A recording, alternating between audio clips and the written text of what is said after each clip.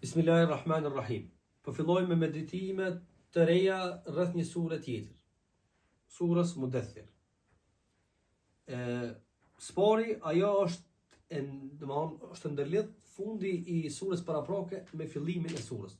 Pra, edhe surja Muzammil, edhe surja Mudaththir fillojnë në mënyrë të njëjtë, me thirrje. Prap ma thirrjen e largët, jo në kuptimin e largët, që ai nuk është afër, kuptimin e peshës së madhe që e ka.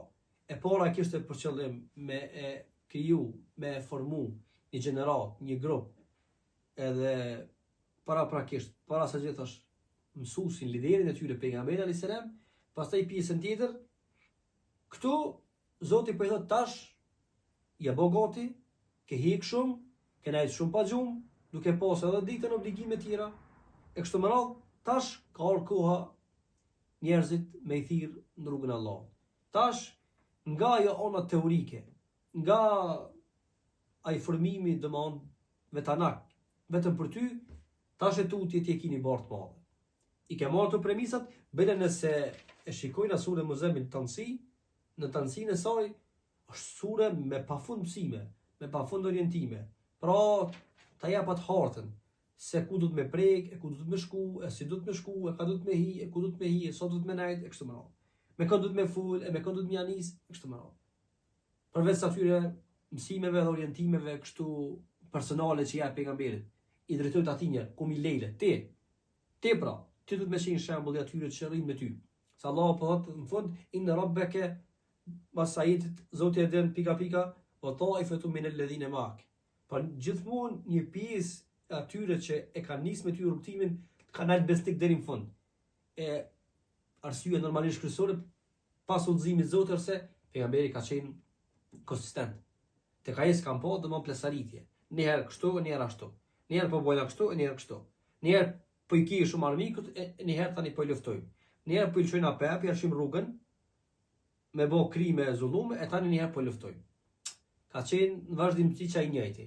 Sikur kur u kon vet, sikur u kon me njerëz. Sikur u kon me hatiqen, me familjen, sikur se ka qenë me shok.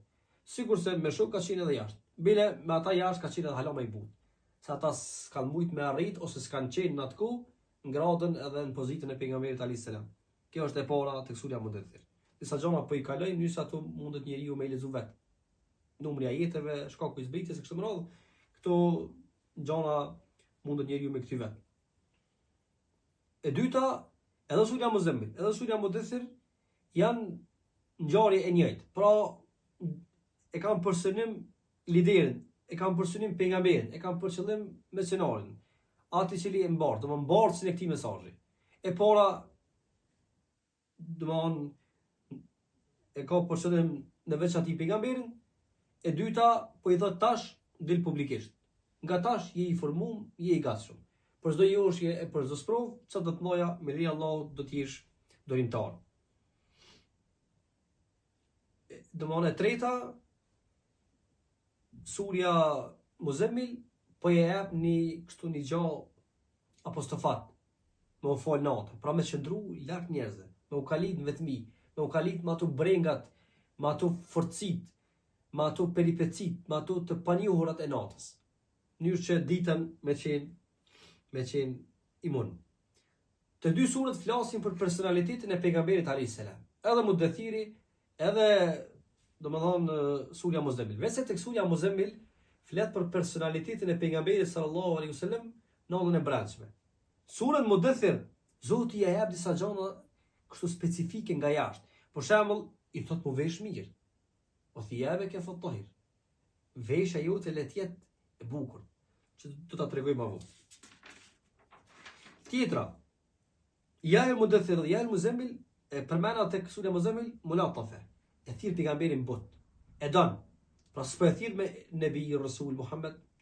Ne jamën sikur se na kur e dojmë dikon, kur e thirrëm, e ke po më njëherë të kupton që ti jetën. Edhe Zoti sikur se po I thot pejgamberit alayhis salam, unë jam, po të thirr kështu me ta tërheq vëmendjen. Pra është një lloj reflektimi edhe meditimi. Surja I ngërthen në vetë 4 qëllime. E para, pejgamberi alayhis salam sikur se po I thot tash mos I e formuar, e ka panu marrëveshjen, boj pasojat, boj vështirësitë edhe ato rëndesat e thirrjes. Sikur se po I thot shumë ki me hik. Paramendon në vitin e parë ose momentin kur ka zbrit edhe Surja, përveç se kur e ka pranu beslidhin, e i pa thonë sa shumë kime heka. Sepse normalisht ato 3 vitet e para tek shtëpia e Bjerkamit kanë qenë fshehtas. Paramendon edhe mënyrën se si kanë hi kështu me stile, me mënyra të veçanta, mënyrë që mos me udallu as edhe 1 milimetër se këtu ka diçka veçantë, se këtu ka mbledhje, se këtu ka tubim, kështu më. E dyta na jep një bisedë verbale, një luftë, domthonë, ose më mirë thon betejë verbale me Zotin, edhe një kriminali, edhe një mujshari, edhe një njeri që ka pas kapitalin Walidit. E treta, ta jap atë qëllimin e kësaj lufte. Ta jap atë qëllimin se pse e kanë luftuar pejgamberin alayhis salam. Ku ka qenë qëllimi, çka ju ka pengu.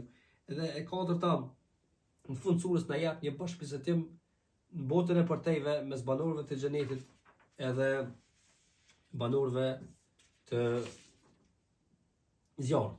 Tash, ti çosmi surës ndryshe. Te kjo surë on pikas këto gjëra. Vlerësimin e madh nga ana e Zotit për pejgamberin alayhis salam.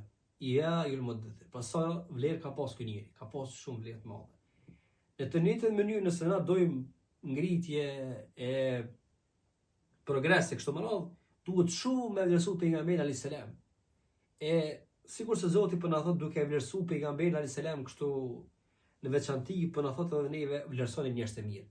Nëse doni progres, nëse doni përndritje, ngritje, ecje përpara, vlerësoni njerëz të mirë. Në pozita kyçe vendosni njerëz me vlerë, njerëz me peshë, njerëz që dinë e kështu me radhë. Madhështinë e thirrjes, kjo sure ka marrur këtë emër për shkak të kësaj thirrje.